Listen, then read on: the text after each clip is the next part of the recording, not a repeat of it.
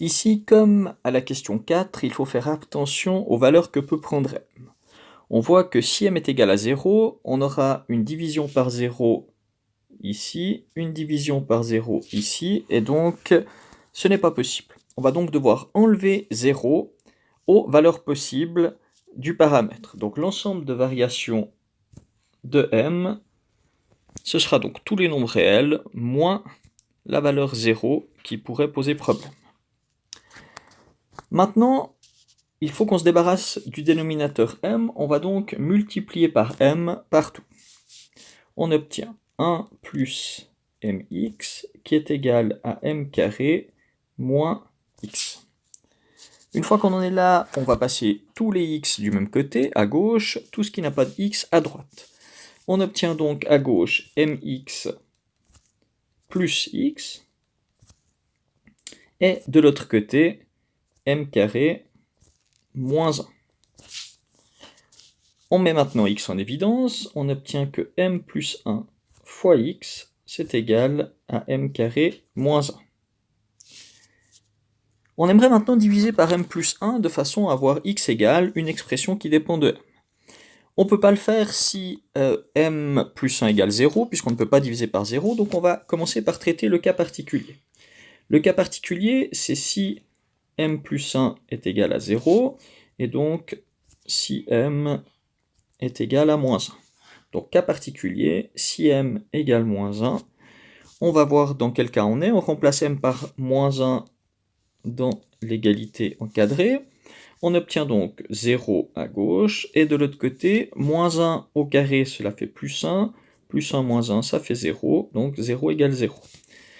Ce qui veut dire que si on prend m égale moins 1, alors à ce moment-là, n'importe quel x est solution de l'équation. Donc l'ensemble des solutions pour x, c'est tous les nombres réels. Prenons maintenant le cas général. Le cas général, c'est si m n'est pas égal à moins 1.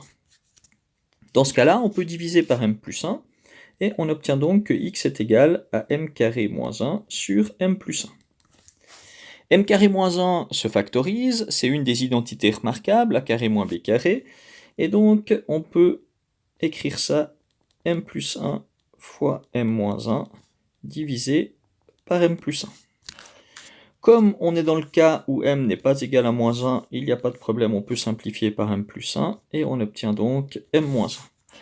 Donc x est toujours égal à m moins 1 si m n'est pas égal à moins 1. Répondons maintenant aux questions qui sont posées. Question A, est-il possible que S soit égal à R, donc à tout l'ensemble des nombres réels? C'est ce qu'on a vu au cas particulier. Donc oui, si M est égal à moins 1. Question B, est-il possible que S soit égal à l'ensemble vide? On a eu un seul cas particulier et c'était S égale R, donc non, il n'est pas possible d'avoir S égale ensemble vide.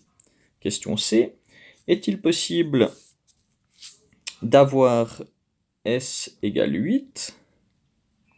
Donc pour ça, on va remplacer x par 8 et résoudre l'équation. On obtient que 8 c'est égal à m moins 1. Et donc ça c'est vrai si m égale 7. Donc en effet, il est possible d'avoir... pardon, si m égale 9, j'ai fait une faute de calcul. Donc je reprends. Ici, le moins 1 passant de l'autre côté devient plus 1, donc c'est bien si m est égal à 9. Donc si m égale 9, on a en effet que S égale 8. Question D. Est-il possible que S soit égal à moins 1? Donc est-il possible que x ait pour solution moins 1? Eh bien, on va regarder. On remplace de nouveau x par moins 1 et on regarde si c'est possible. Et là, on voit que c'est possible si m est égal à 0.